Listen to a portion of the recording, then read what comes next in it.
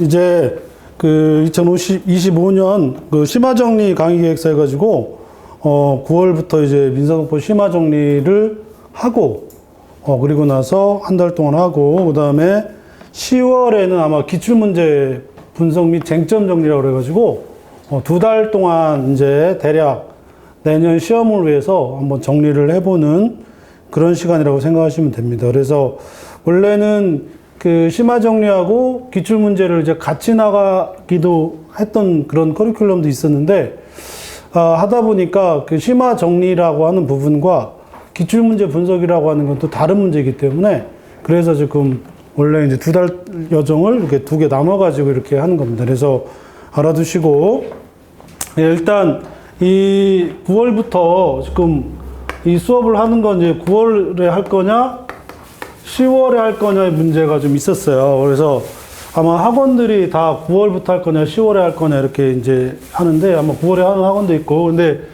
올해 10월이 뭘로 되어 있냐면 추석이 지금 첫 주로 껴 있어가지고 그렇게 하게 되면 10월 중순 이후에 이제 빠르면 10월 7일날 8일날인가 아마 이렇게 되어 있는데 그러게 되면 이제 그 겨울이 이제 바로 들어오기 때문에 좀 커리큘럼을 짜기가 좀 힘들어지는 문제가 생겼습니다. 그래서 앞으로 우리가 커리큘럼 어떻게 할 거냐면 그 심화 정리라고 하는 거하고 그 다음에 기출문제 분석이 있습니다. 이것과 이거하고 이제 쟁점 정리라고 그래가지고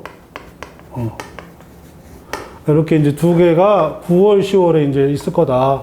그렇게 생각하시면 됩니다. 그리고 11월 달하고 12월 중 이게 이제 이때는 좀 수강생이 좀 많이 붙는 편이에요. 왜냐하면 10월 29일에 올해 10월 29일에 학교가 발표하잖아요, 그죠? 그래서 요거 끝나고 나면 이제 본격적으로 이제 보통 이제 시즌이 이제 서로 새롭게 시작된다라고 이렇게 보는데 그래서 이때부터 이제 기초 GS 이렇게 이제 들어간다고 생각하시면 됩니다. 그래서 대개 이제 일반적인 수업은 이제 기초 GS부터 해서 이제 기득 같은 경우에 이제 기초 GS 하고 1월하고 2월에 실전 GS A를 하고 그 다음에 3월, 4월에 실전 GS B 이렇게 이제 한다라고 이제 기득 같은 경우에 이제 현재 우리가 지금 수업이 동차반이 아니라 기득을 중심으로 이제 이번 학기 이제 나가는 거니까 그리고 대략 이렇게 이제 생각하시면 됩니다. 그래서 요때 발표가 요때 되기 때문에 요 이전에 기본적인 이론이라든지 혹은 내년 그 수험을 위해서 어떤 방향으로 준비를 해야 될 것이냐라고 하는 걸 보통 요때 한번 정리를 하셔야 돼요. 이게 굉장히 중요합니다. 요게 이미 여러분들은 이미 이제 시험을 한번 보셨기 때문에 확인하는 차원에서 말씀을 드리고 올해 저랑 같이 공부하셨던 분들이 대부분이기 때문에 말씀을 드리는데 제가 예를 들어서 가장 단면적으로 2024년도 시험에서 당사자가 하나도 안 나왔다 그랬어요. 그죠? 당사자가 하나도 안 나왔기 때문에 올해 2025년도에서는 아마 당사자가 여러 방면에서 나올 가능성이 무조건 나온다. 제가 이런 식으로 얘기를 했었어요. 수십 번 얘기했잖아요. 그죠?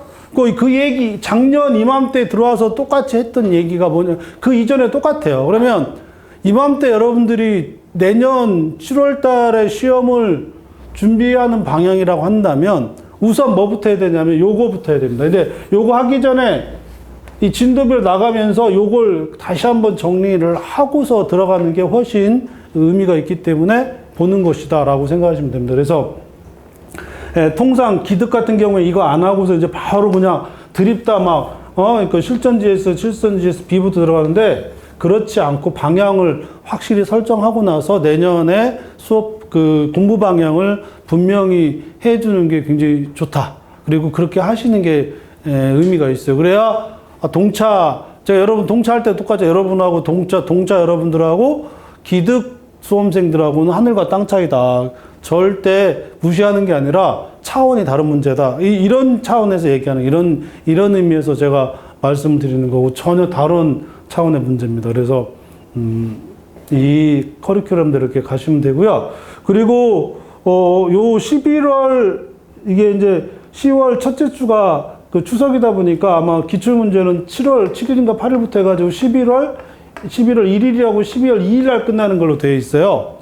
보통 제가 이렇게 만드는 이유가 요 전주에, 요 바로 전주에 이제 합격자 발표하잖아요. 그죠? 그럼 요 합격자 발표할 때 합격한 애들 데려다가 밥 사라. 이런 게 좀 있어요. 그래가지고, 심화정리나 혹이 하다가 이게 좀 지루한 수업이잖아요. 그죠? 근데 기출문제 분석은 나름 또 그 의미가 있을 수 있으니까 요때까지 꼭 참고 요때 이 합격한 애들 베껴 먹어야 됩니다. 그죠? 소고기로 베껴 먹을 거니까 거의 해마다 이제 그렇게 해왔어요. 그죠? 그래서 그렇게 생각하시면 됩니다. 그래서 이 커리큘럼을 그렇게 짰다. 그렇게 생각하시면 됩니다.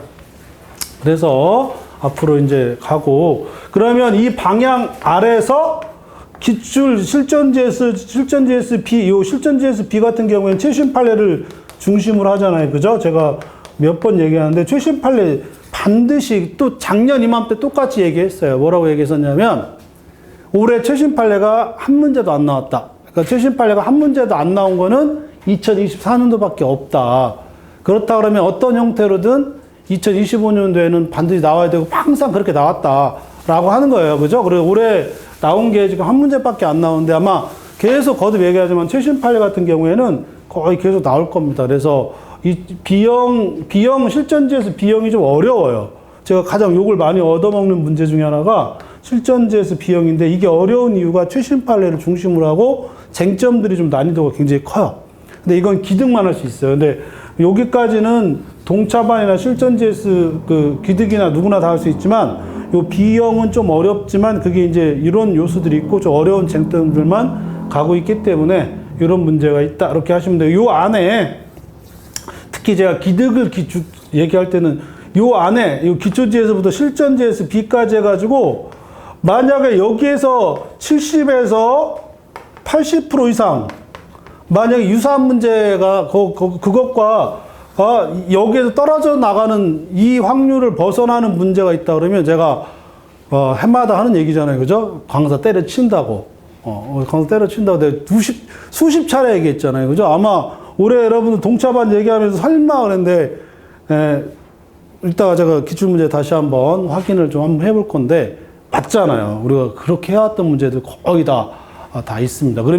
그러고 나서 특히 제가 작년, 재작년 이렇게 나왔던 거 빼고 해가지고 요 문제를, 그러니까 이게 굉장히 중요한 거예요. 심화정리와 기출문제 분석을 하면서 이렇게 들어가는 이 커리큘럼이 굉장히 중요하죠. 그냥 무작정 하는 게 아니라 1년을 공부하면서 여러분들이 그 방향성을 분명히 갖고 들어가는 게 꽤 의미가 있다. 그렇게 말씀을 하시고, 그 말씀을 드리고, 그렇게 이제 하는 겁니다.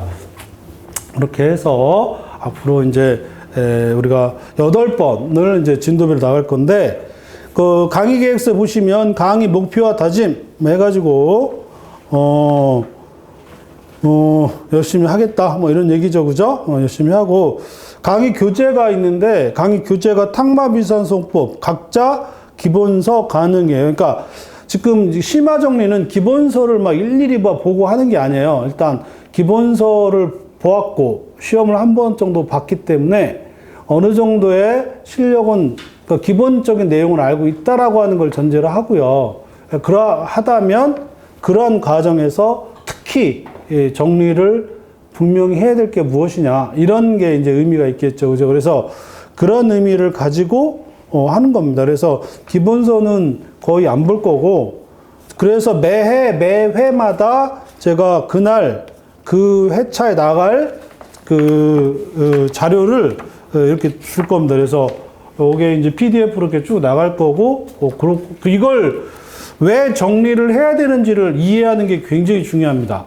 민사송법은 정리가 되는 과목이에요. 정리가 되는 학문까지라고 얘기하기가 굉장히 좀 뭐한데, 그러한 그 분야다 혹은 학문이다라고 민사송법을 법학적인 측면에서 본다면 다른 거하고 전혀 달라요.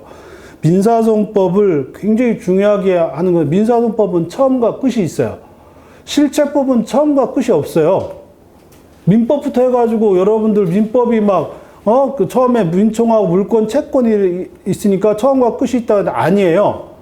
물권은 물권 자체의 독자적인 거고 영원히 뻗쳐나와요.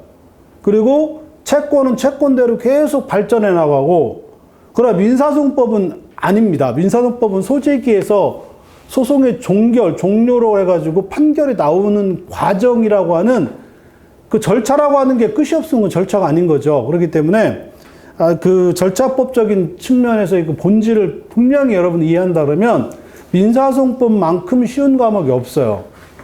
제가 지금 7년째 여러분들하고 막 몇 번 얘기해요. 그 뻔하지 않냐. 나오는 문제 이렇게 나왔으니까 올해는 이렇게 준비를 해야 된다라고 하는 이유가 그냥 하는 게 아니라 처음과 끝이 있기 때문에 그 안에서 확률적인 부분, 통계적인 부분을 조금만 가미하면 뭐가 어떻게 될지는 거의 다 눈에 보여요. 근데 눈에 보이는데 100%는 못 맞히고, 왜냐하면 모든 사안이 동일한 쟁점이라 하더라도 사안 자체가 다르기 때문에 맞출 수는 그러니까 맞추기도 해. 똑같은 문제 내기도 합니다. 제가 그 얘기도 이제 좀 할 건데, 네, 그렇습니다. 그래서 민사소송법만큼 확실한 과목이 없어요. 거의. 예. 또 한 번 얘기하지만 제가 손가락이 지금 남아 있어요. 매마다 손가락 다 잘라 버린다, 장 지진다, 네, 남아 있습니다. 그러니까 이게 그거를 여러분하고 심화 정리 시간에 그게 뭐냐, 어떤 거냐를 알아보는 수업이 심화 정리다라고 생각하시면 돼요. 그랬던 그걸 정리하시고요. 그래서 8번 동안에 나가면서 대략 그 진도는 그 강의 시간표는 이제 그대로 거의 지켜질 겁니다. 거의 지켜지는데 아마 그 6회까지는 좀 심도 있게 나갈 건데 7회, 8회는 조금 원래 이게 굉장히 중요하거든요. 7회가 당사자, 다수당사자 이게 굉장히 중요한데 여러분들이 준비하는 2026년만큼은 거의 무시를 해도 돼요. 안 할 수는 없어요. 왜냐면 당사자만큼 소송법에서 중요한 건 없으니까. 근데 올해만큼 당사자가 이렇게 많이 나왔는데 내년에 당사자가 또 나온다라고 하는 건 그건 신의성실의 원칙에 위반되는 행위입니다. 그거는 있을 수가 없어요. 왜냐하면 그 중복의 문제가 생기잖아요. 올해가 문제가 굉장히 지금 그거 얘기해야 돼요. 그게 심한데 봐라. 당사자에서 이러이러한 문제가 나왔잖냐. 그러면 당사자에 나올 수 있는 문제가 뭐가 있었고 거기에서 생길 수 있는 경우 수 중에서 2025년도에 나왔던 경우 수가 뭐냐. 그것만 따져봐도 여러분들이 민사소송법을 정리하는 굉장히 중요한 단서가 되죠. 그래서 이걸 뒤로 빼버렸어요. 물론 오늘 첫째 시간에 기출문제 분석하면서 왜 이걸 뒤로 빼버렸냐? 학문적으로는 굉장히 중요한 분야지만 수험적으로는 일단 26년은 안 할 수는 없어서 내가 7, 8에 넣었는데 왜 7, 8에 넣었느냐? 그때 되면 집중력이 좀 떨어져요. 그리고 그 다음 주가 추석이기 때문에 우리 수험생들의 가장 안 좋은 명절이 추석이잖아요. 그죠? 그러면서도 심리적으로 기다릴 수밖에 없어요. 노니까. 그러다 보니까 7회 때, 8회 때 제가 바꿔놨어요. 그래서 그때는 조금 여유를 갖자. 그렇게 생각하시면 되고, 그 전에 6회까지는 아마 내년에 6회까지에 있었던 어떤 문제들이 또 나올 것이다. 이걸 우리가 한번 정리를 해보는 겁니다. 그래서 진도는 그렇게 나간다라고 생각하시면 되고, 예, 우리가 잠깐만, 제가 우리 변리사 스쿨에서 8월 1일인가? 그때였던 것 같은데, 그 기출문제 분석을 해달라고 그래가지고, 제가 우리 홈페이지에도 올라가 있고, 뭐 카페에도 올라가 있고, 그래서 저희 기출문제 분석을 올려놨어요. 올려놨고, 깊이 있게는 안 볼 겁니다. 그러니까 다 대부분이 아마 보셨을 거긴 한데, 그래도 의미는 있다. 그래서 그 생명의 서라고 그래가지고 앞에 그 빈 공간을 좀 그냥 뭐 하기 위해서 그냥 한번 읽어봐라. 시는 굉장히 좋습니다. 그죠? 간단하게 설명하면 생명의 서가 뭐냐면 대학교 다니다 보니까 할 일이 없어가지고 뭘 하겠다는 거예요. 지금 변리사를 좀 해보겠다 해가지고 왔어요. 그게 이제 여러분들 현재 위치고 와봤더니 힘들잖아요. 그죠? 그 열사의 사막이야. 그래도 열심히 해야 된다. 뭐 이런 취지입니다. 그죠? 열심히 하시라. 라고 하는 거고요.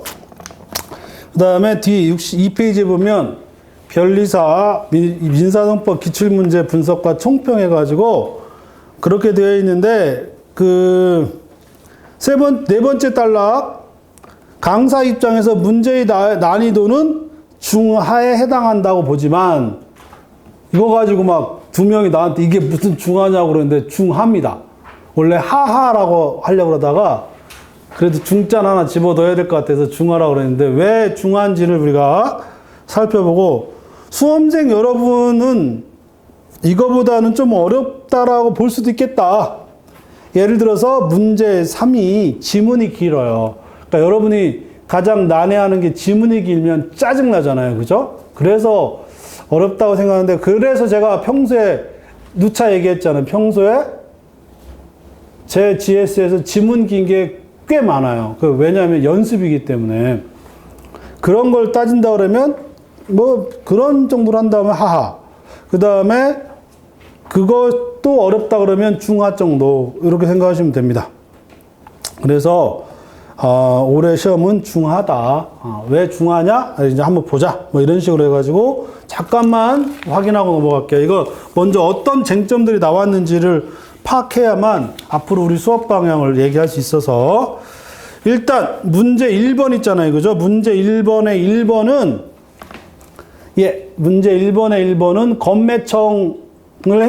건매청은 형성권이고 형성권을 행사하게 되면 매매계약이 체결됐잖아요. 그죠? 매매계약이 체결됐으면 무슨 판결해야 돼요? 상환이행 판결해야 되는데 원고가 청구한 거는 뭐예요? 건물 철거 및 토지 인도 청구란 말이에요. 그러니까 상환이행 판결 속에 당사자의 청구권에 포함되느냐? 그럼 뭐의 위반 문제입니까?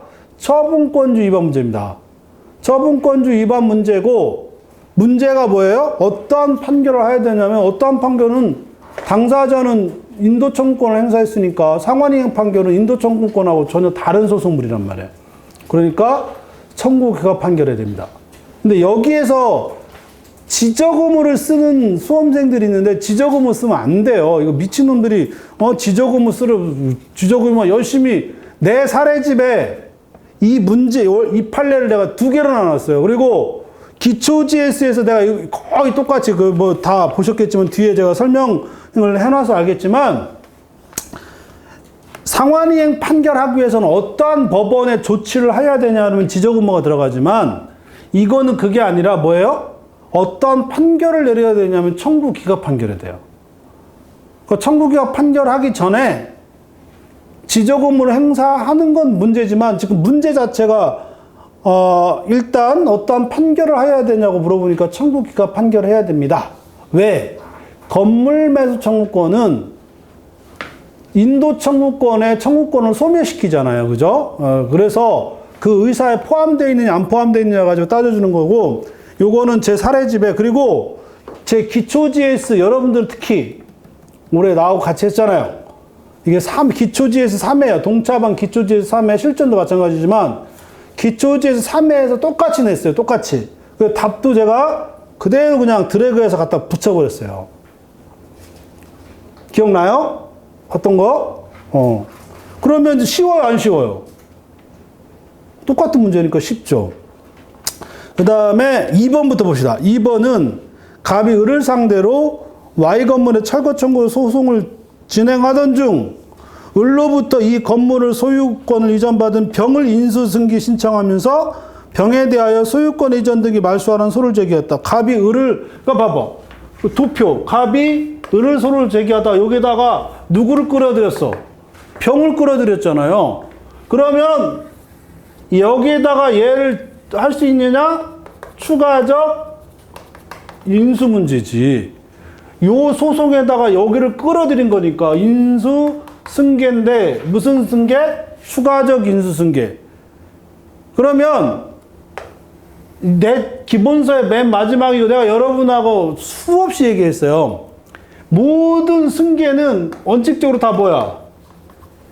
교환적 승계만 인정된다. 그죠? 왜냐하면 승계의 개념이라고 하는 거는 다 똑같긴 한데 그렇지만 이 인수승계든 참가승계든 여기서 인정되는 건 원칙적으로 뭐밖에 없다? 교환적 승계밖에 없고 예외적으로 특히 인수승계에서 추가적 인수가 인정된 유일한 경우가 뭐가 있다 그랬어요? 공유지분.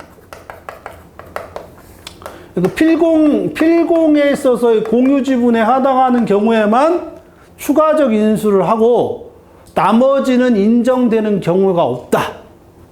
라고 내가 7년 동안 한 1000번을 했어요. 1000번. 그러니까 7년으로 나누면 7일은 7, 74, 1년에 140번은 140번. 140번 했잖아요. 추가적 인수에서 유일하게 되는 건 필공행에 해당하는 공유지분 분할의 경우를 빼놓고는 인정되는 경우가 없다. 공유물 분할 청구 소송에서.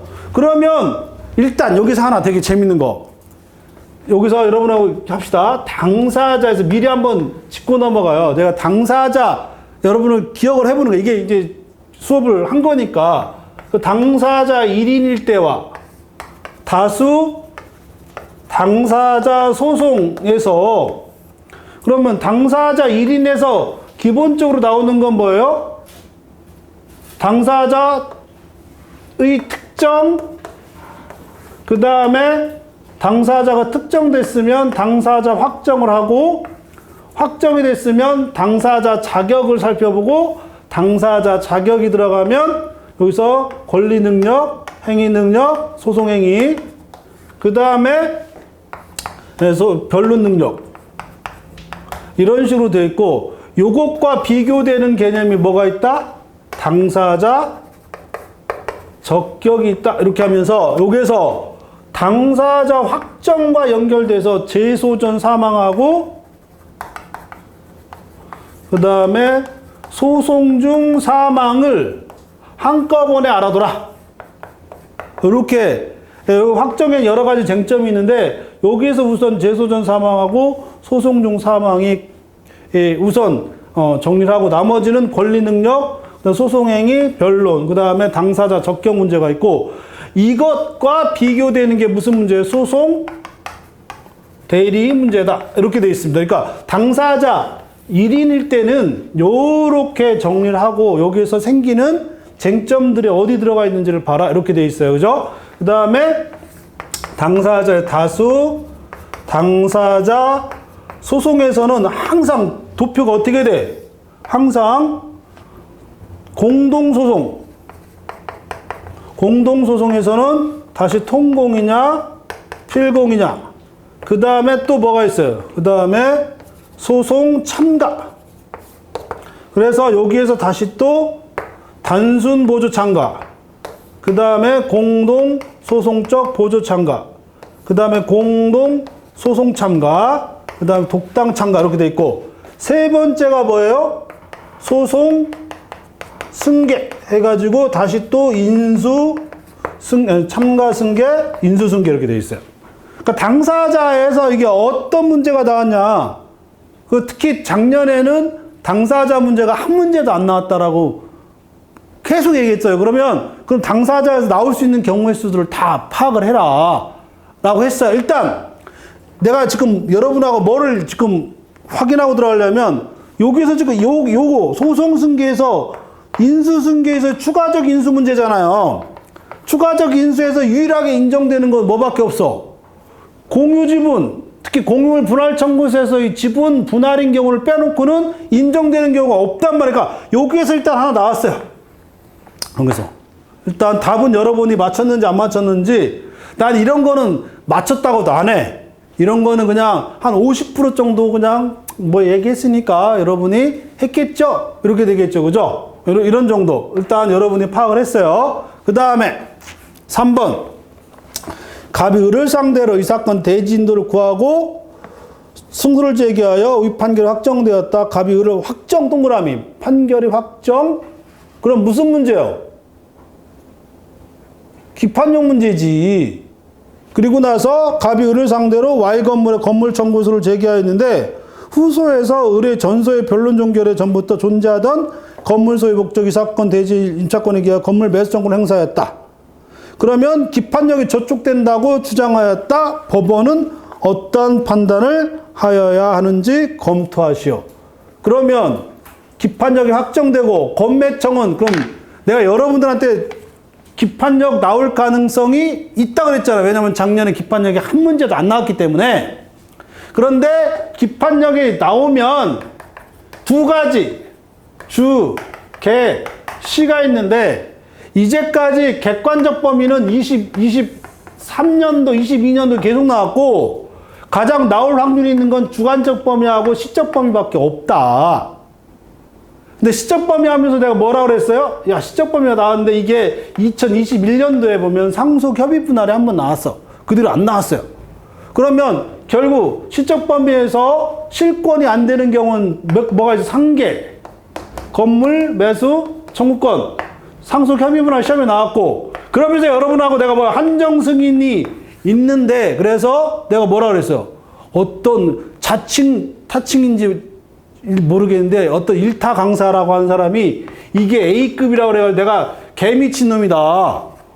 이게 어떻게 A급이냐고, 한정 승인을 어떻게 내냐고, 이거 가족법 문제인데 단지 상속 협의 분할이 나왔으니까 그때도 욕을 아마 그 사람이 걔 제일 욕했을 거예요. 지가 제일 욕해놓고는 이게 A급이라 내가 미친놈이라고. 나온다 그러면 상계하고 건매청밖에 없고, 야, 이거는 실권이 안 되는 네 가지. 그래, 실권이 안 되는 네 가지. 상계, 건물매수청권, 한정승인, 상속협의 분할. 상속협의 분할은 나왔고, 이거는 A급이라고 하는 거 말도 안 돼. 그럼 나오는 건 뭐밖에 없어요? 상계하고 건물매수청권밖에 없지 않냐? 이걸 뭘 문제로 만들어. 이거는. 그래서 내가 수업 시간에 몇 번 얘기하고, 이거는 GS 시간에도 얘기했어요. 야, 이거는 문제 자체, 이게 나왔으면, 이걸 못 쓰면, 이거는 합격할 실력이 없는 거예요, 이거. 원경이, 내가 그런 얘기 했었어, 안 했었어? 이걸 뭘 맞췄다고 자랑을 해. 이거는 하 중에 하예요. 이런 거는. 무슨 얘기인지 알지? 예. 기판력, 작년에 우리 이런 얘기 했잖아. 내가 주관적 범위, 결국 주관적 범위가 나온 거고 똑같아요. 승계의 문제니까. 객관적 범위 의미가 없는 거예요. 왜냐면 왜 의미가 없냐? 작년에 소속물 문제가 그렇게 나왔잖아요. 그러면 결국 청구권 문제는 소속물 문제인데, 그래서 요건 약간 좀 개념을 좀 그랬다고 안 할 수는 없어서 하는 거고, 두 가지. 근데 시적 범위에서 나올 게 이것밖에 없는데, 이거 뭐 어떡할 거냐. 결국 여기에 중점을 두자 이렇게 얘기했던 거예요. 또 나옵니다. 일단 여기서 여러분하고 저하고 하나 정리를 하고 합시다. 일단 여기 있어. 소송 승계. 그러면 1번 넘어갔어요. 1번. 그 다음에 2번. 2번에 1번. A에게는 소송 대리인이 없으며 2024년 1월 갑만 수기에 신청하여 본안에 관한 심리가 진행된 끝에 항소심법원은 갑만을 A의 소송 수기인으로 하여 판결을 선고하였다. 갑 이 사건 수기 신청이 적법한지. 그러면 내가 요쯤 들어가면 요거하고 여러분하고 작년에 얼마나 정리했어요? 재소전 사망이 있고, 재소전 사망이 있는데, 재소전 사망은 만약에 대리인을 선임하면 이때는 어디로 간다 그래서? 소송 중 사망으로 가는 거고, 지금 소송 중 사망했잖아요. 소송 중 사망, 이 문제가 아니야. 소송 중 사망했으니까. 그러면 소송 중 사망하면 제가 기본적인 폼이 뭐야? 소송 중 사망하면 대리인이 있느냐, 없느냐, 대리인이 있느냐. 대리인이 있으면 특별수권이 없느냐, 특별수권이 있느냐. 그러고 요 X에 해당하는 모든 것들은 다 뭐라 그랬어? 다 통공이라 그랬잖아요. 이거 다. 몇 번을 얘기해, 몇 번을. 통공이라고. 이거 내 도표에 보면 수십 번 적혀 있잖아. 수십 번. 지금 문제에서 이미 대리인이 있다 그랬어, 없다 그랬어? 대리인이 없다 그랬잖아요. 그럼 통공이야, 필공이야? 이걸 무슨, 이게, 자, 혼자 항상 이렇게 흥분하는 거니까 신경 쓰지 마시고, 일단 여기서 하나, 또 여기다 이제 밑줄 해놓고, 결국 당사자 중에 흔히 나오는 뭐가 나왔어요? 당사자 사망이 나왔잖아. 왕사망이 나왔잖아요. 그 다음에 2번 갑과 병정이 그 소송을 수기하였는데 갑은 자기 소유인이 이 사건 부동산 2분의 1 정에게 양도하고 같은 해 정명의로 이 소유 지분 소유권을 마친 다음 소를 취하였다. 정은 이 사건 4월 20일자 소변경 신청서를 갑으로부터 양도받은 2분의 1 지분에 기한 이 사건 부동산 인도 청구를 추가하고 청구 취지를 변경하기에 이르렀다.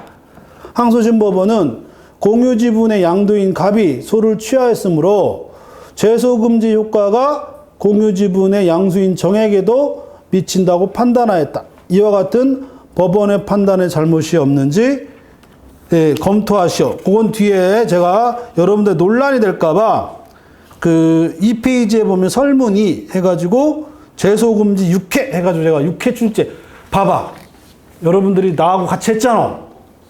내가 기초 GS, 실전 GS 비하면서 죄소금지 문제를 몇 번 풀었어?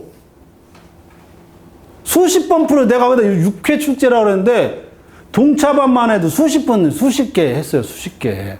무슨 일인지 아시겠죠? 네. 갑이 병정이 그 수계하였어요. 자기 소유인 이 사건 부동산의 2분의 1을 정에게 양도하고 그 다음에 정명의로 지분 소유권을 마친 다음 소를 취하했어. 정은 이 사건 소변경 신청서를 그러면 명의를 마친 다음에 갑이 소를 취하했으니까 소취하가 나오고 나서 소를 제기하면 무슨 문제야? 앞에 판결이 확정되고 나면 무슨 문제고?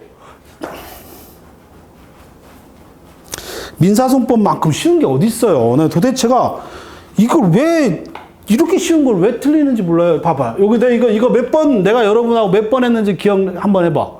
중복 죄소 금지. 그 다음에 죄소 금지. 그 다음에 기판령.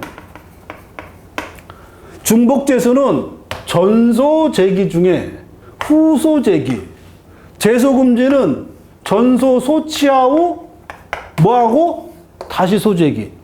기판력은 확정 판결 후 다시. 항상 문제는 뭐가 문제예요? 바로 이 후소가 적법하냐의 문제다. 후소가 적법하면 그 다음에 소, 시방 뭐 이렇게 해가지고 당사자 소송 시기. 그 다음에 당사자 소송물 시기.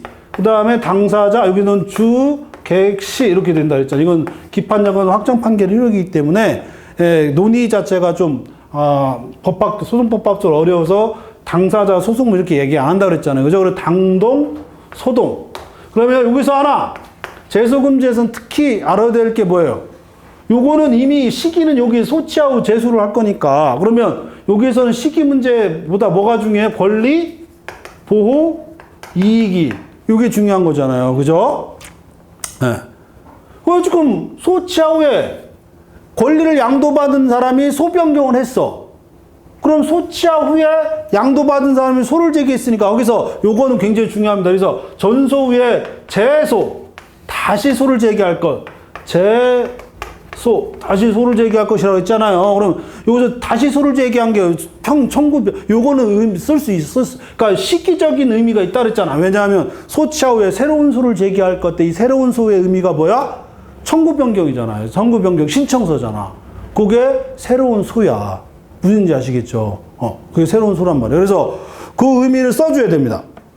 항소심법원은 공유지분의 양도인 갑이 소를 취하였으므로 죄소금지 효과가 공유지분 양수인 정에게도 미친다고 판단하였다. 이렇게 되어 있습니다. 그래서 들어가면 3페이지에 보면 그래서 죄소금지의 가장 일반적인 의미가 여기에 있다. 그래서 결국 권리보호가 있느냐 없느냐 이 문제잖아요. 그죠? 권리보호가 요거는 그냥 쓰던 대로 쓰면 돼. 그러니까 권리보호가 있다 없다 이렇게 하시면 됩니다. 그러니까 여기에서 하나 여러분들이 제가 죄소에 해당하느냐 요거 그 당동, 소동, 시기적인 소취하 후에 새로운 소를 제기할 거지. 새로운 소가 변경신청서. 그죠? 요것이 중요합니다. 왜 나머지는 권리보호가 있다 이렇게 된 겁니다. 그죠? 이렇게 정리하시면 돼요. 요게 조금 오히려 이게 어려울 수도 있겠다. 뻔하지만, 왜냐하면 재소금지라고 하는 건 100%인데 거기에서 재소에 해당하는지를 쓰는 게 어려워요. 재소에 해당하는지가 그 다른 거는 소치하고 나서 지가 토소를 제기한 거지만 이건 양도받은 사람이 소 변경 신청서를 냈잖아요. 그러면 제가 수업 시간에 여러분하고 무슨 얘기 했어요? 소 변경 신청서는 새로운 소다. 기억나요? 참가 신청서는 새로운 소다. 아, 그게 좀 어려울 수 있겠다.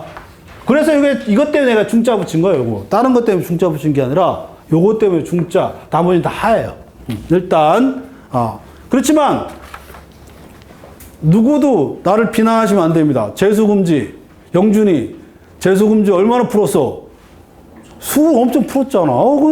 그냥 한 거야. 내가 그러면서 재수금지를 왜 한다고 그랬어? 재수금지, 중복재수, 재수금지, 기판력 3개 중에 하나가 나왔는데, 중복재수하고 기판력은 지난 10년 동안 무조건 나왔었는데, 재수금지는 7년 전에 나오고 안 나왔다 그랬잖아. 그러니까, 재수금지가 나올 때가 됐다, 안 됐다? 왜 맨날 나온 얘기잖아요. 그래서 공부한 거라고. 그럼 내년에 재수금지가 나오겠어요? 안 나오겠어요? 안 나오지. 만약 이걸 또 낸다 그러면 형평성의 문제라고 내가 수십 차례 얘기했잖아. 안 나온다고.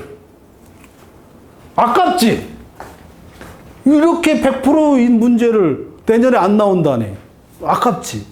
근데 그런 건 또 이제 또 새롭게 이제, 그래 내가 작년 이맘때 이랬어요. 여러분하고. 내가 오늘 시작한 이 강의부터 내년 7월 시험 볼 때까지 이 기조 아래에서 여러분이 집중적으로 풀어봐야 될 그 문제가 어떤 방향이냐, 이것 때문에 하는 거, 이것 때문에. 그래서 작년에 내가 여러분하고 혹은 여러분 나하고 동차 3월달 하면서 내가 뭐라 그랬어요? 제발 우리가 한 것만이라도 제대로 하라고. 괜히 여러분한테 문제를 만들어주는 게 아니라 다 이유가 있어서 이렇게 만드는 거라고. 무슨 얘기 하려는지 알죠? 그죠? 그걸 바탕으로 하는 겁니다. 좋았어요. 2번. 이거는 중이야. 중. 나머지는 할 게 없어요. 그 다음에 3번 봅시다. 3번이 어렵대요. 3번이 왜 어렵냐? 아까도 얘기했지만 3번이 어려운 거는 왜 어려운 거요? 길어가지고 어려운 거예요. 길어가지고. 이렇게 무슨 얘기인지 아시겠죠? 그죠? 다른 건 없어. 길어가지고 어려운 거예요. 그래서 1번 너무 길어. 그런데 갑이 을에 대한 구상금 청구권 피보전 채권으로 하여 벽을 상대로 대물 반환 변제 사행에 해당한다며 사행의 취소를 제기하였으나 갑이 패소 판결이 선고되었다. 그 항소하였으며 항소심은 제2 대물 반환 예약은 제1 대물 반환에 기한 사건 분할 전 토지 지분에 관한 제1 담보 등기를 공여 분할에 따라 이 사건 토지를 관할한 제2 담보 가등기 이전에 하기 위한 계약에 불과하므로 제2 대물 반환 예약의 체결은 사행에 해당하지 않는다고 판단하였다. 이 대물 반환 체결은 사행에 대한 갑은 이에 대해 상고하였고 상고심은 뭐라고 했어요? 야, 1 대물 반환 예약하고 2 대물 반환 예약은 다른 거야. 다르니까 이 대물 반환 예약은 사행이 아니야. 그러니까 갑이 짜증나지. 채무자가 나한테 갚아야 될 돈을 다른 사람한테 대물 반환으로 맡긴 거잖아요. 그래 놓고는 1대물 반환은 사행이지만 2대물 반환은 사행이 아니야 라고 항소심 법원에 하니까 상고했어. 상고법원이 뭐 어떻게 했어? 그거 써있잖아 그대로. 상고법원이 뭐 웃기고 있네. 아니 채무자가 1대물 반환을 다른 사람 맡기면 그 나쁜 짓을 한 놈이 또 맡기면 더 나쁜 놈이지. 인간 우리 중에 가장 나쁜 놈이 어떤 놈이 가장 나빠요? 때린데 또 때리면 정말 나쁜 놈이잖아요. 한번 맡긴 거 또 맡기면 더 나쁜 놈이지. 라고 뭐해서 상고법원에서 야, 한 번 맡기고 또 맡겼는데 뭔 개소리야? 해가지고 뭐 해버렸어? 파기환송해버렸잖아요. 파기환송. 그래서 파기환송하였다. 밑줄. 파기하여 환송하였다. 그러면 또 물어봅시다. 내가 여러분하고 파기환송의 기속력 몇 번 풀었어? 매 기초지에세이 아이고 이것도 참 만약에 파기환송인데 이걸 못 풀었다 그러면 내가 못 푼 걸 아는 즉시 구타를 하고 싶을지도 몰라요. 파기환송을 얼마나 풀었습니까 대체? 파기환송하였어요. 그리고 갑이 2016년 11월 환송 후 원심에서 대물변 취소를 구하는 예비적 청구를 추가했다. 동그라미 예비적 청구. 그러나 환송 원심은 환송 판결의 판단의 기초가 된 사실관계를 그대로 밑줄. 사실관계를 그대로 인정해 놓고는 새로운 증거를 채택하지 아니한 채 환송 전 판결과 동일하게 제2 대물반환 예약을 자체로 인하여 소해인 그러니까 계속 똑같이 하겠다는 거 아니에요. 상고심을 벗어나가지고. 그러면 무슨 문제야? 파기환송의 기속력이 어긋났어요? 안 어긋났어요? 어긋났지. 그러면서 예비적 청구는 뭐예요? 예비적 청구에 대해서는 제적 기간을 도과할 이유로 각하였다. 이렇게 된 겁니다. 이렇게 돼 있고, 그러면 이런 경우에는 내가 여기 써놨는데 문제의 소재. 2번 주의적 청구에 대한 판단. 주의적 청구에 대한 판단. 문제점. 네, 전형적인 답안이야. 문제점. 파기 환송의 기속력. 위반이 문제가 된다. 위반 여부. 그 다음에 여기다가 자기가 문제점을 했으니까 파기 환송이 기속력이 뭔지, 기속력의 내용, 객관적 범위가 특히 문제가 되잖아요. 그죠? 그래서 법률 관계, 새로운 사실이 없는 한 동일한 법률적, 논리적 연결성에 있는 부분은 하급심은 뭐 하는 거예요? 후속하잖아요. 그러니까 위반됐어, 안 위반됐어? 위반됐지. 여기다가 소결. 근데 이렇게 쉬운 거를 못 쓰나? 이렇게. 우리 다의 얼굴은 약간 얼굴이 표정이 좀 안 좋아지고 있고. 그 다음에 예비적 청구에 대한 판단. 내가 여러분 답안지 쓸 때 어떠라 했어요? 당사자별로 아니면 소수물별로. 당사자에 관한 문제면 당사자별로, 소수물에 관한 문제면 소수물별로 수십 번 얘기했네. 그러면 여기에서 일단 우선 제척 기간 도과 여부에 대한 판단. 제척 기간. 아마 제척 기간은 아마 나밖에 낸 사람이 없을 거예요. 내가 제척 기간만 3문제를 해서 3문제를. 근데 요건 제척 기간 도과는 이 판단 자체는, 이 제척 기간 자체는 문제가 없어요. 문제는 뭐가 문제냐면, 여기에서 항소심에서 예비적 병합에 대한 판단. 요거 써도 되고 뒤에다가 복차를 새로 만들어도 돼. 지금 대법원에서 지금 다시 본 거니까. 그러면 항소심에서 예비적 판단을 하면 주의적 청구를 뭐 한 거예요? 기각하고 예비적 청구를 인용했는데 상고심에서 볼 때는 이게 지금 잘못됐다는 거 아니야. 무슨 얘기인지 알겠죠? 그죠? 그러면 이거를 잘못됐으면 이거를 파기한 이상 이거는 뭐예요? 이거에 대한 판단하면 안 되지. 요거까지는 여러분이 잡아낼 수 있어요. 여기까지. 제적 기간에 도과 여부가 있고 도과는 됐어. 이거는 그 예비적 청구를 판단하려면 주의적 청구를 기각하거나 각하고 나서 뭘 판단해야 돼? 예비적 청구에 대한 판단을 해줘야 되는데 이미 상고심에서 주의적 청구에 대한 판단이 잘못됐다 그랬으면 전부 파기하고 뭐만 새로 해야 돼? 이것만 새로 하라고 해야지. 요거를 다른 그 강사들이나 다른 답안지에 물어보는 중에 요거를 쓴 사람은 없더라고. 이거 써야 돼요. 상고심에서 주의적 청구를 파기한 이상은 예비적 청구는 다시 자동 파기예요. 왜냐하면 주의적 청구가 인용되는 이상 예비적 청구는 파기하면 안 되니까. 그래서 제적 시간 도감 문제까지는 잘 잡아내는데 이른바 잘 나가는 강사들도 그 제적 기간 도감 문제 그렇게 쓰면 안 돼요. 그 자체는 문제가 없어. 문제가 없는데 파기해버렸잖아. 파기환송심에 대한 기속력 위반으로 주의적 청구를 기각한 거에 대해서 뭐 한 거예요? 파기해버렸잖아요. 파기. 무슨 얘기인지 알아요? 주의적 청구를 인용하라는 취지로 지금 파기했으니까 그럼 주의적 청구를 인용하면 이건 판단하면 안 되죠. 그러니까 다 파기예요. 다 파기. 그러니까 예비적 항소심에서 주의적 청구와 예비적 청구를 판단한 것 자체가 잘못된 거예요. 무슨 얘기 하려는지 알죠? 요게 중이야. 요게 중. 오히려 요게 중인데 요거는 강사들 중에 답을 쓴 사람이 없어요. 이거 예비적 병합의 심판 방법을 써줘야 돼요.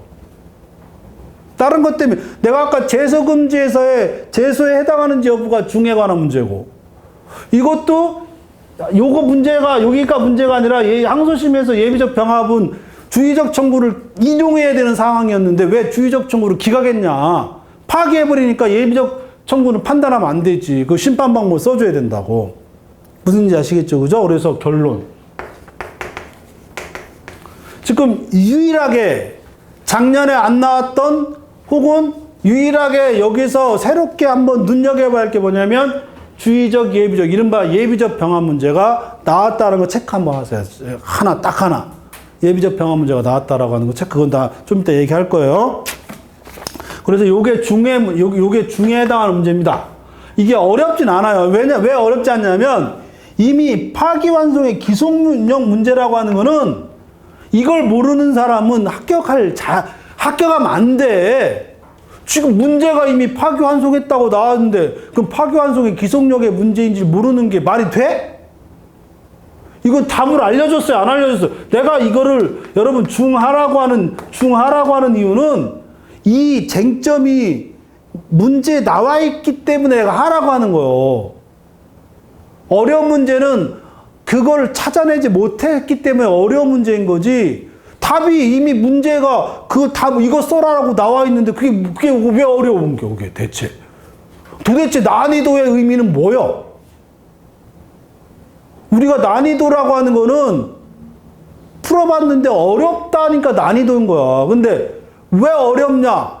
문제에서 답을 못 찾기 때문에 어려운 거예요. 그게 난이도 문제지. 문제를 봤는데 답이 나왔는데 그게 어떻게 어려운 문제냐고. 난 도대체 이 난이도에 대한 기본적인 개념도 없는 사람들 같아요. 대체 뭐가 어려워 되게. 뭐 답이 써 있는데. 그런데 여기서 어려운 건 요거는 어렵겠다. 왜냐하면 항소심에서 예비적 심판 방법에 위반됐는지는 고민을 해야 되니까. 이래서 이게 중인 거예요. 아까도 제소금지에서 중에 해당하는 게 어느 거요? 제소금지 문제인 건 뻔한데 이게 왜 새로운 소재이냐? 왜 제소금지냐? 제소에 해당하느냐? 요거는 좀 고민할 수 있겠네 하기 때문에 어렵다. 그게 중인 거지. 그것도조차도 이미 제소금지 문제가 뻔하게 나와 있어가지고 그것도 중이라고 얘기하긴 했는데 이건 중이라고 할 수 있겠네. 요 문제 때문에. 이해돼요? 무슨 이제?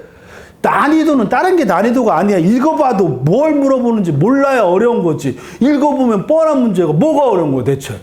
왜 어려운 거요?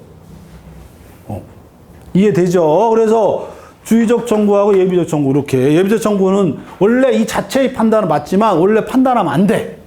왜냐면 주의적 청구를 인용해야 되는 게 대법원 판례니까 거기까지 써주면 돼요. 그 다음에 2번.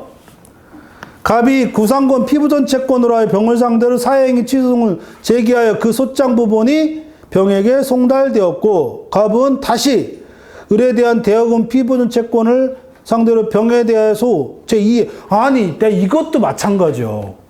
갑이 병을 상대로 요거잖아.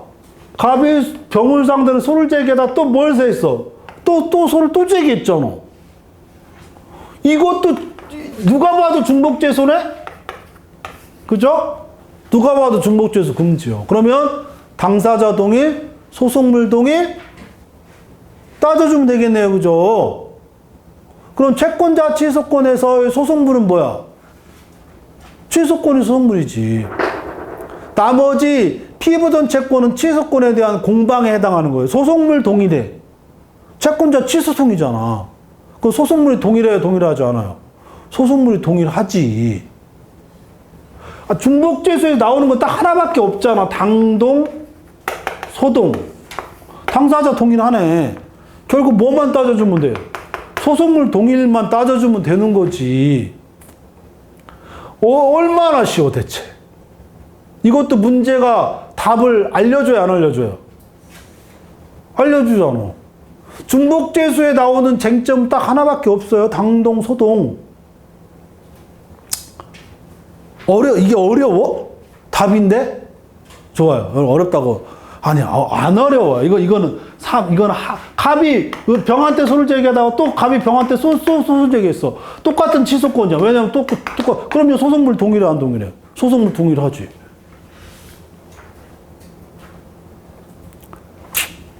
그 다음에 3번. 다시 한번, 여기까지. 그래서 이유, 병은 제1사행위 취소송 및 제2사행위 취소송에 대하여 각 준비서면을 각 제출하였다. 아니, 각 준비서면을 각 제출하였다.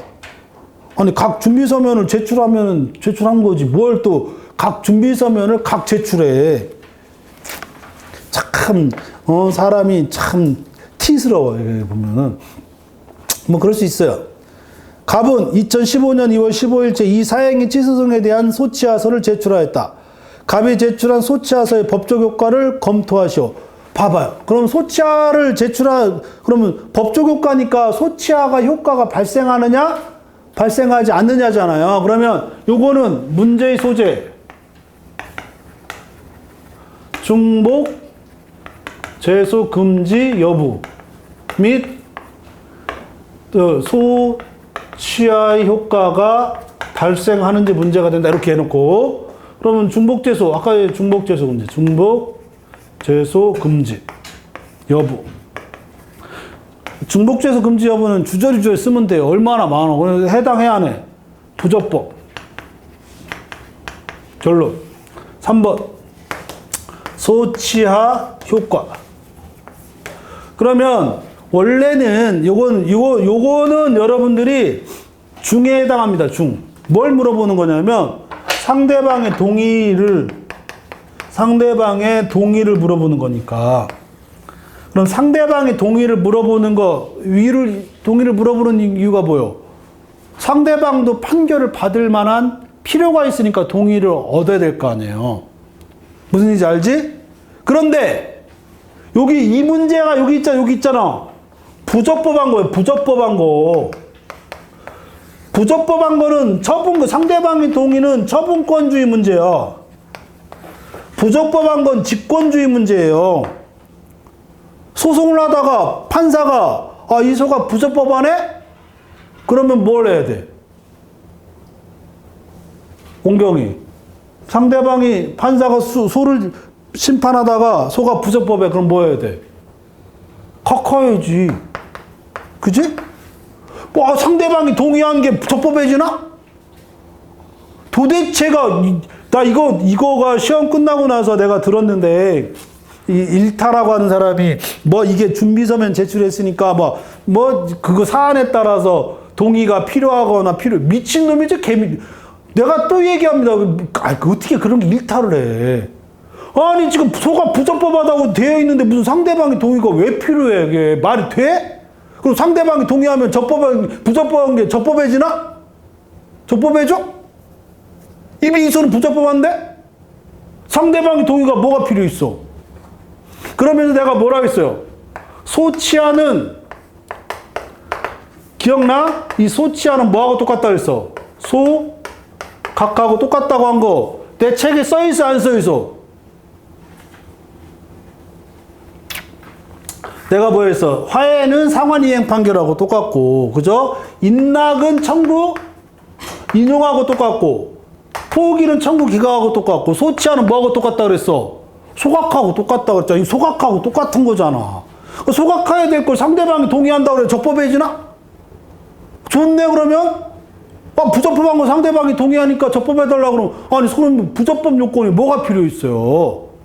아니, 이걸 어떻게 상대방이 동의가 필요한 경우가 있고, 안 필요한 경우가 있고, 그걸 나누냐고.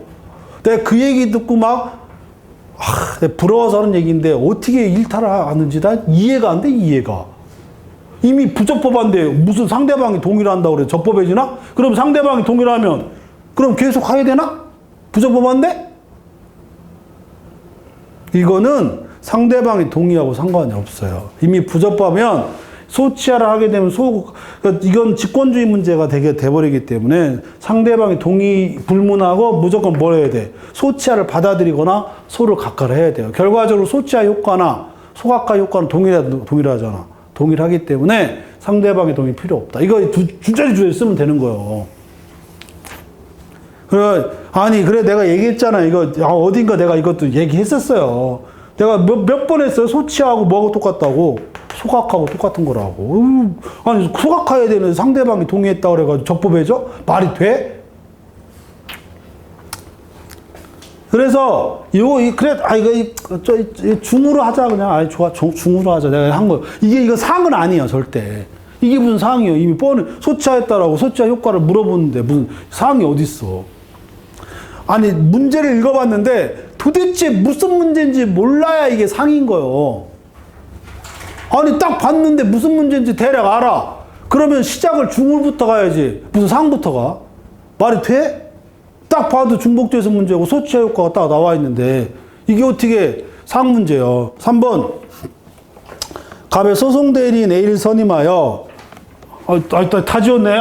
근데 또 소송대리인 요거 아까 요거하고 그 다음에 소송 승계 요거하고 그 다음에 당사자 사망 요거하고 나왔어요? 안 나왔어요? 그죠? 다 나왔어요. 그 다음에 이거는 최신 판례야. 그죠? 내가 몇 번 풀어봤어. 최신 판례. 할 것도 없어요. 최신 판례 있다라고 내가 뒤에 써놨고 나머지 4번으로 갑시다. 4번에 1번. 갑이 을에 대한 투자금 반환 소송은 2024년 10월 24일 변론 종결되었으며 을은 2025년 1월 15일 A에게 이 사건 투자금 반환 채권의 양도에 대하여 이를 보류하지 않고 승낙하였다. 투자금 반환 일단 채권 양도 동그라미. 채권 양도니까 뭐야? 소송 승계 아니에요. 소송 승계네. 승소 판결이 확정되었고 A는 을을 상대로 양도부 투자금 반환 채권을 행사하여 별수를 제기했다. 승소 확정 판결 받고 나서 또 소를 제기했어. 그럼 무슨 문제야? 권리보익 문제지. 채권 양도하고 권리보익. 그러면 소송 승계잖아요. 그죠? 소송 승계고 변종 후 승계인이나 변종 전 승계인이한데 일단 거기에 보면 변론이 종결되었다고 나왔으니까 무슨 문제야? 변종 후 승계인 문제잖아요. 누가 보아도 변종 후 승계인 문제네. 그러면 주관적 범위 문제에 해당돼요? 안 돼요? 해당되죠. 그죠? 그리고 승계 문제고 끝. 그 다음에 2번. 갑이 주채무자 B에게 투자금 반환을 요구하였으나 B가 반환을 거부하자 보증인 병을 상대로 보증채무 이행소를 제기하였다. B는 병을 위하여 위 소송에 참가하였으나 병의 패소 판결이 선고되었다. 이 판결 정보는 어쩌고저쩌고 병에게. 그러면 이건 무슨 문제야? 단순 보조 참가에 있어서의 항소기간 도가 여부잖아요. 그러면 이렇게 나오면 항상 무슨 문제야? 없어 불장사. 없어 불장사가 뜻이 뭐예요? 당사자인 피참가인이 할 수 없거나 피참가인에 어긋나는 행위는 누굴 못해? 참가인은 못한다. 그리고 요거와 똑같은 문제가 기초GS에서 있었어 없어서 실전GS인가? 있었잖아요. 근데 없어 불장사만 진짜 내가 누가 보면 내가 무슨 물장수인 줄 알잖아요. 그죠? 수십 번 얘기해, 수십 번. 다시 한번 그려봅시다. 그러면 이제 당사자 특정 확정 그 다음에 특정 확정 그 다음에 당사자 자격 들어가면 권리 능력 행위 능력 변론 능력 그리고 권리 능력하고 당사자 적격에 관한 문제가 있어요. 그리고 요건 1인일 때 얘기하고 그 다음에 다수 당사자에서 통공 문제 아니 공동 소송 문제 그 다음에 소송 참가 문제 그 다음에 소송 승계 문제. 일단 조금 전에 봤지만 소송 승계 문제가 몇 개 나왔어요? 2개가 나왔죠. 소송 참가에서 단순 보조 참가. 내가 여러분하고 내가 뭐라 했어요? 막판에 단순 보조 참가하고 독담 참가가 있는데 이게 지금 몇 년 동안 안 나왔다. 독담 참가가 안 나오면 이게 나오고 이게 안 나오면 이게 나오고 혹시 모르면 다 나올 수도 있겠다. 했어요, 안 했어요? 어떤 놈이 나한테 독담 참가 안 나왔잖아요. 내가 언제 이거 나오거나 참가해서 나올 공동소송 참가하고 공동소송적 보조 참가는 지난번에 계속 나왔기 때문에 단순 보조 참가하고 독립 당사 참가 문제 일단 요거 체크. 이거 두 문제. 그 다음에 아까도 얘기했지만 당사자 사망 문제. 학장에서 당사자 사망 한 문제. 네, 그러면 우리가 총 몇 문제예요, 지금? 총 10문제잖아요. 10문제 중에 지금 2문제, 3문제, 4문제. 아까 그다음 소송 대리 있었어, 없었어요? 소송 대리나 할 거냐, 당사자에게 할 거냐. 이것도 당사자 문제네, 그지? 그러면 2, 3, 4, 5문제. 10문제 중에 지금 당사자가 거의 다 나왔어요, 안 나왔어요? 거의 다 나왔죠. 그러면 유일하게 안 나온 거는 채권자 대위 소송, 당사자 적격. 이 채권자 대위 소송 문제가 안 나왔는데 이것 때문에 채권자 취소 소송이 나왔다 그러면 결국 똑같은 얘기요. 왜냐면 같이 들어가는 거니까. 그러면 이게 전체가 지금 당사자 편이잖아요. 그럼 내년에 나올 게 뭐가 있는 게 없잖아. 소송 대리인밖에 없어요. 나오면 소송 능력밖에. 그죠? 근데 소송 능력이 또 소송 대리인하고 연결되는 부분이기 때문에 그럼 다시 들어가가지고 결국 뭐밖에 자연인하고 법인. 자연인 나오면 당사 사망밖에 없으니까 그러면 내년에 유일하게 나온다면 다시 나온다면 뭐가 나와야 돼? 법인이 나와야지, 법인이. 그래서 내가 이거 안 할 수 없는 이유가 그때 가가지고 이런 거 내년에 나올 수 있는 이런 문제들 특히 한번 눈여겨봐야 된다 이런 정도의 의미가 있는 거예요. 그러니까 봐봐요. 작년에 당사자 문제가 한 문제도 안 나오니까 올해는 뭐 이렇게 나온 것도 내가 보면 정상적이진 않아요.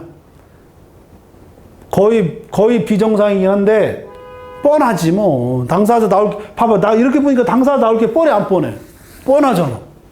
당사자 나올 게 뻔하잖아요. 이 뻔한 와중에 우리가 뭐 한 거예요? 지난 학기, 그 몇 개월 동안 계속 본 거예요, 본 거. 무슨 얘기인지 알겠죠? 기출문제 분석은 이런 의미가 또 있는 거예요. 그러니까 이렇다면 우리가 앞으로 진도별 나가면서 이 부분은 조금 등한시하고 진도별 나가면서 왜 이 부분을 특히 심화 정리해야 되느냐? 일단은 그런 근거가 있을 것이다 라고 하는 겁니다. 그래서 원래는 심화 정리하고 기출문제 분석을 같이 들어가는 게 원래 수업의 원래 커리큘럼이었던 걸 제가 아까 좀 전에 얘기했었잖아요. 근데 그렇게 하다 보니까 또 너무 기출문제만 중심적이다 보니까 정리가 또 안 돼요. 그래서 이 심화 정리는 기출문제 분석, 그러니까 기본 깊이 있는 논의를 좀 어느 정도 잡아놓고 그러고 나서 기출문제를 보면 나름 또 의미가 굉장히 크다. 그러면 여러분들의 방향성이 정해져요. 내년에는 이쪽 방향을 중심으로 해야 되겠다. 이런 게 있단 말이에요. 동차반들한테는 아무리 얘기해도 안 돼. 그래 내가 동차반들한테 뭐라고 했어요? 그냥 하라고. 우리가 하고 있는 기초지에서 실전지에서 그냥 그거 다 외우고 나서 시간 남고 뭐 하면 다른 거 하라고. 내가 그렇게 얘기했어, 안 했어? 그렇게 얘기했잖아. 근데 여러분들은 이제 아니야. 여러분들은 이제 시험도 받고 기본 이론도 한번 배웠고 그러니까 심화 정리가 어떤 건지, 왜 이게 심화 정리인지를 파악하고 정리하고 그리고 나서 기출문제를 보면 그러면 내년에 또 이런 문제들이 눈에 보일 수 있겠네 라고 하는 게 잡힐 거예요.